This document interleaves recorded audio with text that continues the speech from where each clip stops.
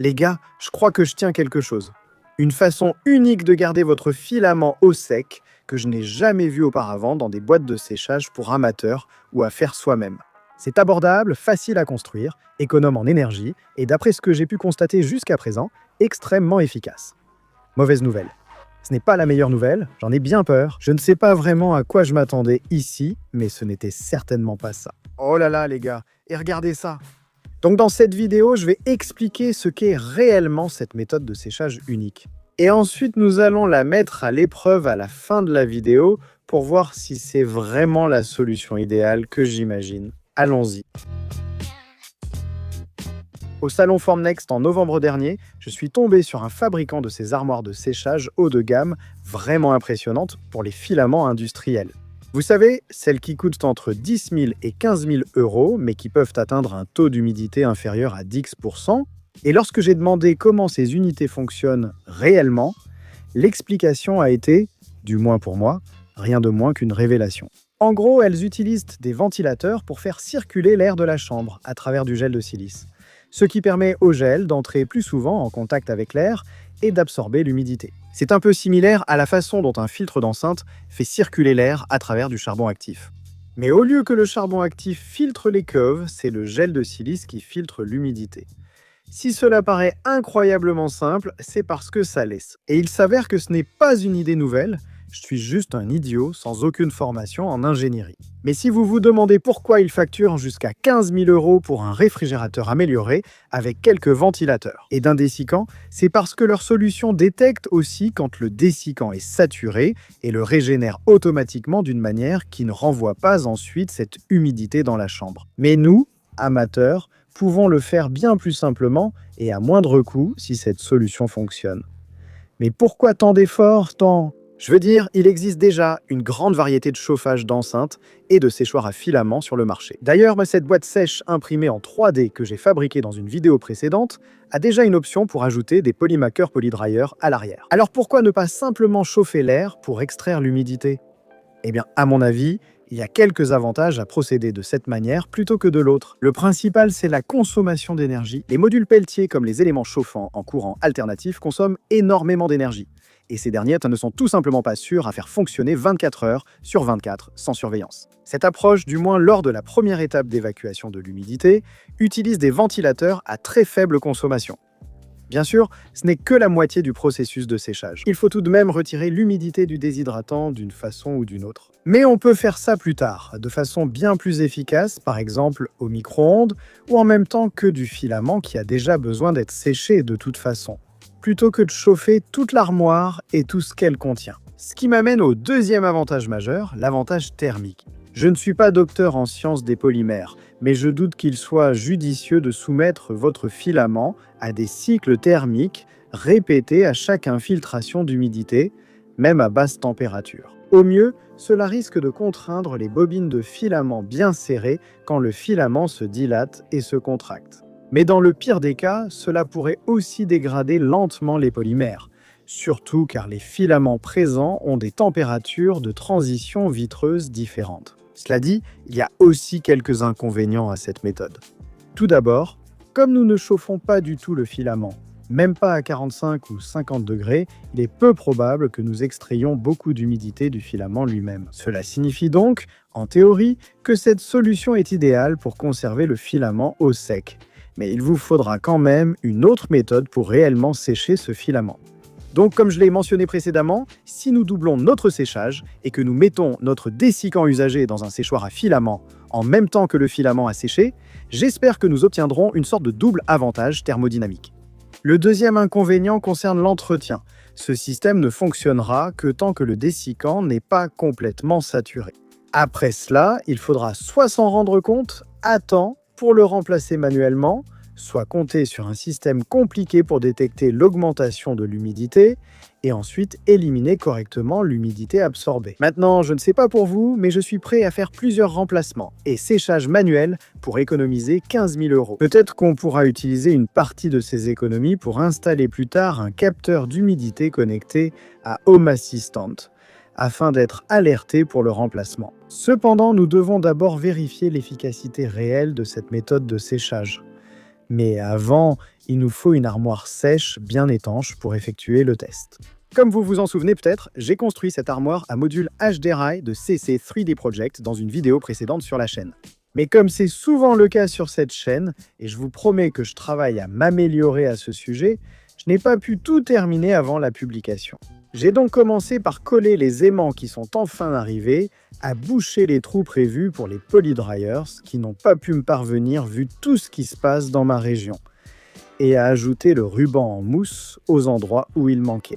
J'ai même mis un peu de colle chaude dans les tubes PTFE pour éviter que l'humidité ne s'infiltre ainsi. J'ai aussi dû ajuster un peu les portes parce que ma construction était faite d'un mélange de différents filaments que j'avais sous la main. Finalement, après quelques ajustements, j'ai réussi à tout fermer de façon assez correcte.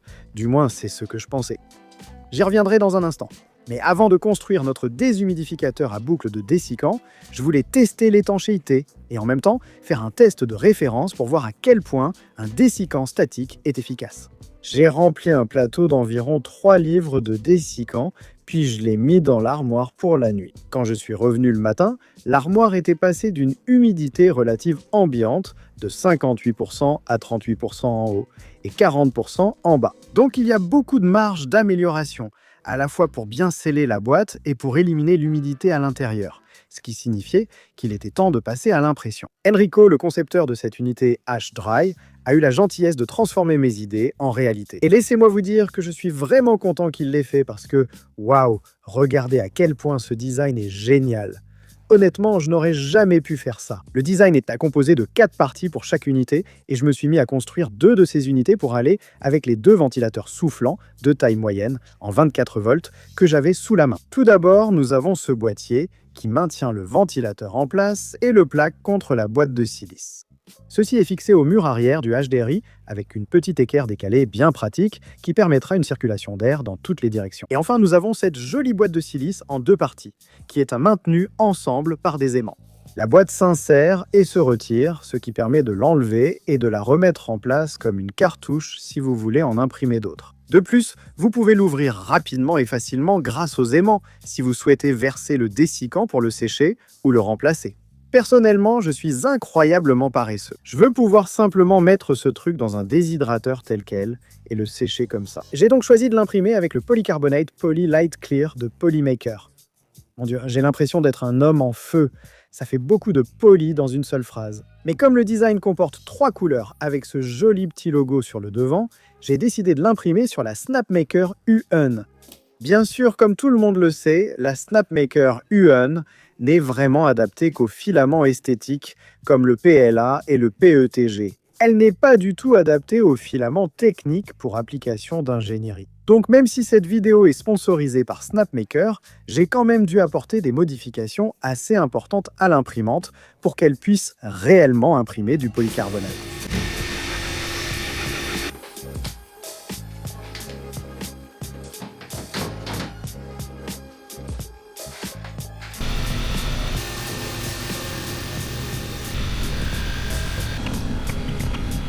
En ce qui concerne les résultats d'impression, je pense que cette partie du design est peut-être un peu trop fine et fragile, car elle a bougé sous la buse.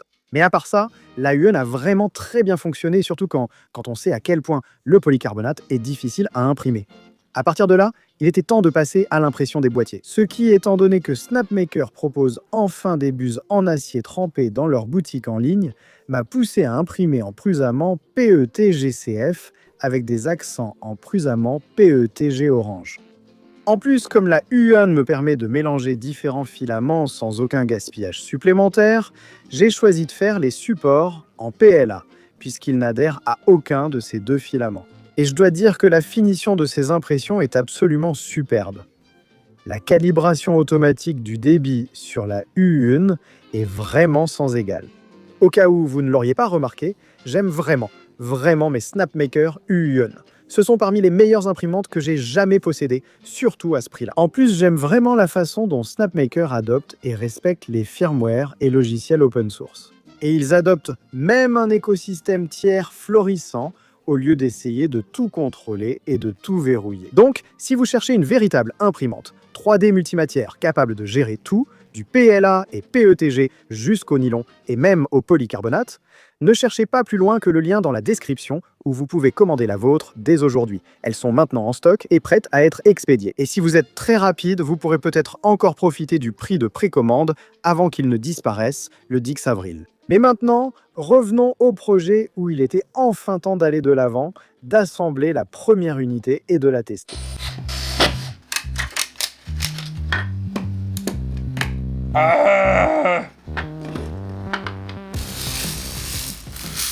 L'assemblage de cette unité n'a vraiment rien d'extraordinaire.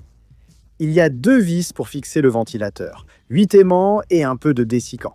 Enrico m'avait conseillé de faire un tranchage et de vérifier les trous du ventilateur, mais j'étais trop impatient et pressé. J'ai donc dû forcer un peu les vis et chanfreiner l'intérieur du ventilateur. Mais ne vous inquiétez pas pour tout ça. J'ai laissé faire. Enrico est informé, donc ce sera corrigé dans la version finale. Il était alors temps de tester l'appareil. Pour le test initial, je ne voulais pas encore percer l'arrière de l'appareil pour passer les fils. J'ai donc simplement passé le fil par la porte avant, ce qui n'a sans doute pas aidé à l'étanchéité. À partir de là, j'ai installé un timelapse, j'ai allumé l'alimentation 24 volts et j'ai commencé à ranger le studio. Je ne savais pas vraiment à quoi m'attendre ici, mais sûrement pas à ça. L'humidité dans la chambre a aussitôt commencé à chuter rapidement. En seulement 15 minutes, le temps qu'il m'a fallu pour ranger le studio, c'est passé de 42% à seulement 27%. Attention, ça c'était avec seulement une de ces unités et on va en installer 2. Je pourrais continuer à stocker certains filaments avec des boîtes de dessicant au centre de la bobine. Il est aussi important de noter que l'armoire était complètement vide, ce qui veut dire que d'un côté, il y avait beaucoup plus de volume d'air à l'intérieur qu'il n'y en aura au final, mais d'un autre côté, il n'y avait pas non plus de filaments ou de bobines en carton susceptibles de relâcher leur humidité. Quand même, c'était vraiment très excitant.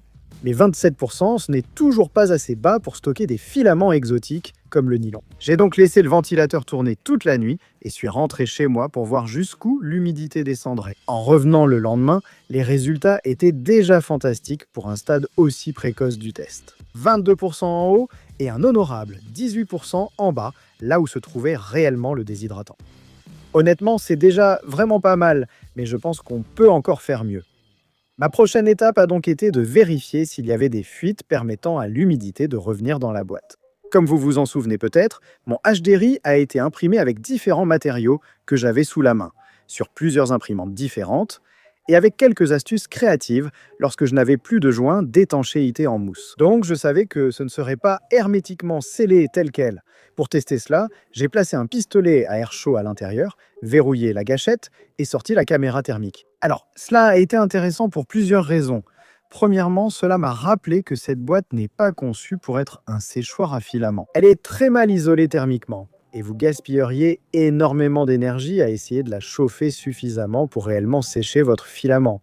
Ce qui me rend très content que nous mettions de côté les polydryers pour l'instant. De plus, il était intéressant pour moi de voir exactement où la chaleur s'échappait, et donc j'imagine où l'humidité s'infiltrait. Je voyais clairement que certaines pièces imprimées sur mon imprimante à bande étaient légèrement trop petites, ce qui empêchait les joints en mousse d'assurer une bonne étanchéité. De plus, la caméra thermique agissait en quelque sorte comme l'une de ces lampes UV dans une chambre d'hôtel douteuse, m'obligeant à faire face à chacune de mes petites erreurs honteuses. Les endroits où j'ai dû improviser et imprimer en 3D mes propres joints en mousse. Les endroits où les portes avaient encore besoin d'être ajustées. Tout était aussi clair que le jour, ce qui a rendu les réparations rapides et faciles. Alors, je l'ai fait.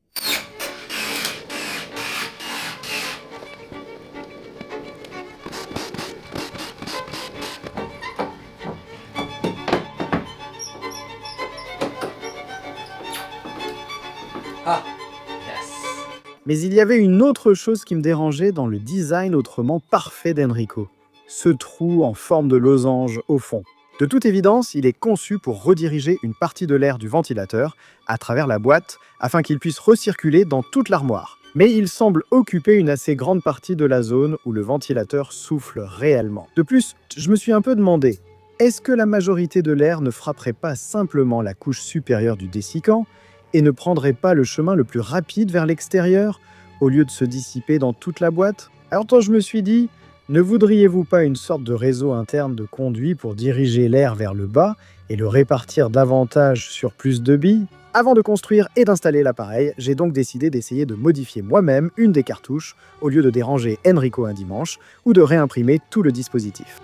J'ai donc rapidement percé plusieurs trous dans le conduit central, puis j'ai simplement bouché le bas avec de la colle chaude. J'ai ensuite inséré cette nouvelle cartouche et le plateau de dessicant dans l'armoire fraîchement scellée, j'ai scotché la zone où sortaient les fils, puis je suis parti pour l'après-midi. Mais quand je suis revenu le matin, c'était une mauvaise nouvelle. Les résultats étaient exactement les mêmes, 18 et 22%. Et, chose amusante, quand j'ai appelé Enrico, il m'a rappelé que son unité HDRI, avec les sécheurs polis, n'atteint jamais que 21%. Donc nous sommes déjà au même niveau que ce résultat. Mais nous ne voulons pas seulement l'égalité, nous voulons des améliorations. Et quand j'ai commencé ce projet, je me suis fixé un objectif un peu irréaliste de 10% d'humidité relative, ce qui signifiait qu'il était temps de passer aux grands moyens. À ce stade, je soupçonnais, comme beaucoup l'ont dit dans la dernière vidéo, que le problème ne venait pas de la boîte à silice, mais de l'air qui s'infiltrait. Après tout, nous avons affaire à un puzzle tridimensionnel recouvert de joints et fabriqué dans un plastique creux qui absorbe lui-même l'humidité.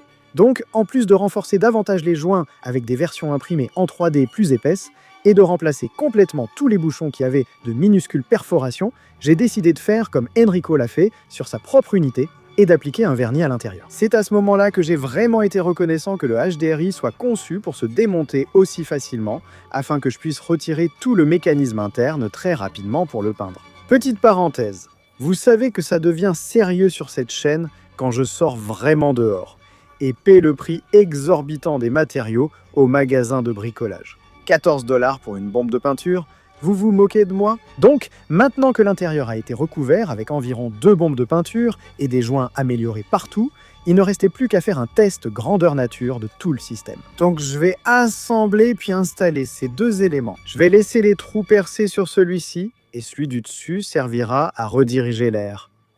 Nous ajusterons le design une fois que nous saurons ce qui fonctionne le mieux. Mais avant de procéder à l'installation finale, un rapide test thermique au pistolet à air chaud a montré que nous avions colmaté la majorité des fuites, ce qui signifiait qu'il était enfin temps de tout remonter. Donc je vais remplir toute l'armoire avec tous mes filaments les plus hygroscopiques.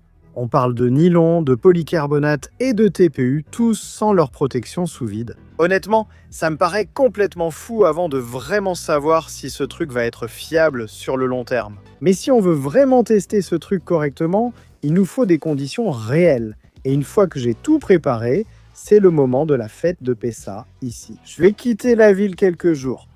À mon retour, on verra si le système a fonctionné. D'accord, j'ai menti. J'ai finalement travaillé une demi-journée avant de quitter la ville pour le week-end. Et je suis vraiment content de l'avoir fait parce que rien ne se passait comme prévu. 32%, j'ai passé la matinée à réfléchir et à parler avec Enrico pour comprendre ce qui s'était passé. Je veux dire, ce n'était sûrement pas des fuites. Le joint est au moins aussi bon, sinon meilleur, que lors de notre dernier test. Est-ce que la peinture en bombe n'était pas complètement sèche et continuait à dégager de l'humidité? Ou peut-être que le filament et les bobines en carton n'étaient pas complètement secs et qu'ils relâchèrent leur humidité à un rythme bien plus rapide que ce que j'aurais pu imaginer. Si c'est le cas, je pourrais considérer toute cette idée comme un échec. Parce que si tout ce qu'il faut pour contaminer toute l'armoire sèche avec de l'humidité, c'est d'y ajouter sans le savoir quelques bobines de filaments légèrement humides. Alors je veux dire, à quoi ça sert, non? Mais ensuite, je me suis souvenu de quelque chose que j'ai appris de Stéphane de CNC Kitchen, qui a expliqué que, vous savez... Un dessicant saturé relâche aussi de l'humidité dans votre filament. Et si c'est vrai pour le filament, alors c'est certainement vrai pour un grand conteneur à faible humidité. Et c'est là que j'ai réalisé que non seulement je n'avais pas séché le dessicant dans nos conteneurs à dessicant en boucle après les 2 dernières expériences, mais je n'avais pas non plus vérifié chacune des petites boîtes de dessicant pour bobines avant de les remettre dans l'armoire. Et quand je les ai tous sortis pour vérifier, j'ai rapidement pu confirmer le problème et un autre défi potentiel avec ce type de système. Beaucoup du dessicant avait déjà absorbé énormément d'humidité. Et au lieu de continuer à en absorber davantage dans la chambre, il relâchait maintenant cette humidité dans la boîte sèche. Alors pour lutter contre cela, je me suis lancé dans une véritable frénésie. vidant, remplaçant et séchant tout le gel de silice que je pouvais attraper avec mes petites mains sales. J'ai ensuite mis du gel de silice frais à la fois dans les boîtes à boucles et dans chacun de ces inserts de bobine. Et j'ai même ajouté un autre grand plateau au fond de la machine. Et assez rapidement, j'ai maintenant pu déterminer que c'était bien ça le problème.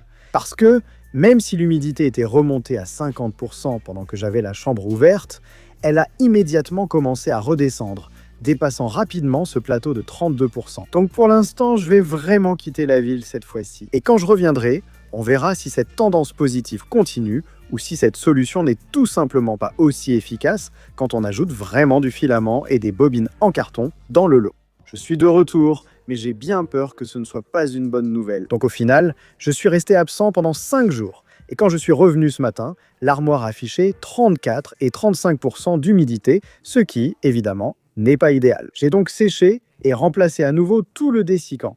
Et heureusement, nous sommes déjà à 26 et 27% et ça continue de baisser. Oh là là, les gars, désolé, j'ai dû arrêter la vidéo parce que ça fait environ 3h30 que j'ai changé le dessicant et enregistré ça. Et regardez-moi ça. 18%, je ne sais pas si ça va continuer à baisser, mais c'est vraiment excitant. Donc en ce qui concerne l'absorption rapide de toute l'humidité ambiante dans la chambre, cette idée a déjà largement fait ses preuves. Mais en ce qui concerne le stockage à long terme, quelque chose ne va toujours pas. Et rien qu'en regardant le dessicant qui en est sorti et la quantité d'humidité qu'il absorbe avant que l'humidité n'augmente, je pense qu'il est assez clair qu'une des 3 choses suivantes se produit ici. La première hypothèse, et la plus probable, c'est que cette solution retire effectivement l'humidité du filament et des bobines en carton. Ce qui, même si ça donne l'impression que tout ça est un énorme échec, est en réalité une grande réussite.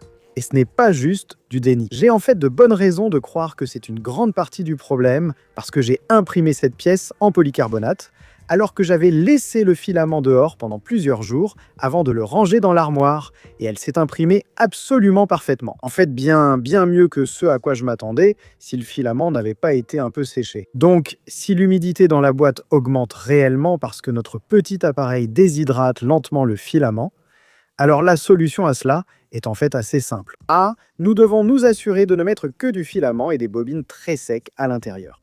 Et B. Si nous allons stocker autant de bobines de filament, alors nous allons avoir besoin de beaucoup plus de dessicant pour absorber autant d'humidité. À cet effet, Enrico a déjà travaillé dur pour développer une version V2 nettement plus grande de cette idée, qui peut contenir jusqu'à 350 grammes de dessicant par boîte. Maintenant, la deuxième cause potentielle de notre humidité élevée concerne le type de dessicant que nous utilisons. La capacité du gel de silice à absorber l'eau varie considérablement en fonction à la fois de la température et de l'humidité relative de l'environnement. Et même s'il est vraiment efficace pour absorber de grandes quantités d'humidité, comme nous l'avons vu et comme nous en avons parlé plus tôt, lorsqu'il devient suffisamment saturé, il peut en fait relâcher de l'humidité dans l'environnement. J'ai donc fait quelques recherches préliminaires et il semble que pour atteindre une humidité ultra basse, il serait en fait plus approprié d'utiliser un dessicant à base d'alumine activé.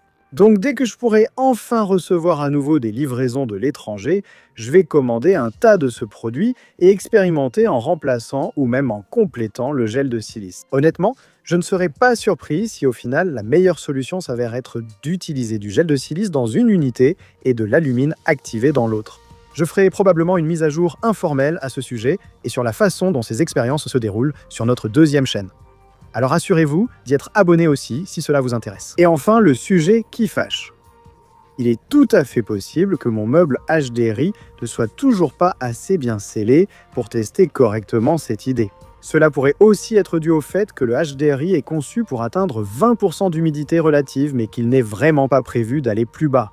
Et ce, pour une raison. Après tout, je ne suis pas scientifique, mais je suis assez sûr que plus l'humidité à l'intérieur de l'enceinte est basse, plus le gradient de pression de vapeur qui attire l'humidité à travers les petites fissures est fort. Donc ça vaut probablement la peine de tester cette idée avec quelque chose dont on sait qu'il est 100% hermétique, comme un vieux réfrigérateur à vin. Laissez un commentaire pour dire si cette vidéo vous intéresse. Il reste encore beaucoup de travail et de tests à effectuer. Et ça, c'est avant même qu'on s'attaque à une solution astucieuse pour sécher automatiquement le dessicant sans relâcher l'humidité dans la chambre. Comme souvent sur cette chaîne, le but n'est pas de tout finir moi-même et de tout boucler proprement. Après tout, C'est la communauté de l'impression 3D. Le but est de partager notre travail et nos idées pour que toute la communauté puisse s'en servir et les développer. Et je suis sûr que les commentaires ci-dessous sont déjà remplis de toutes vos idées brillantes pour améliorer V3. C'est pourquoi, après avoir parlé avec Enrico, nous avons décidé de rendre tous ces designs disponibles gratuitement pour toute la communauté sous une licence CC&CSA. Cela signifie utilisez-le, améliorez-le et partagez votre créativité avec la communauté. Et si vous êtes aussi reconnaissant envers Enrico que moi pour avoir créé ces magnifiques designs et les avoir partagés avec nous tous, vous pouvez le soutenir en visitant le lien dans la description pour obtenir certains de ces designs, y compris l'armoire HDRI. Ou allez jeter un œil à la vidéo récente que j'ai réalisée, documentant toute ma construction. Nous mettrons le lien dans la description. Mais si vous vous demandez, d'accord, c'est bien, mais quel filament dois-je vraiment stocker dans une armoire sèche? Eh bien, bonne nouvelle. J'ai en fait réalisé toute une série de tests pour déterminer cela précisément. Et honnêtement, les résultats m'ont surpris. Vous pouvez donc regarder cette vidéo juste ici. C'est tout pour cette semaine. On se retrouve sur The Next Layer.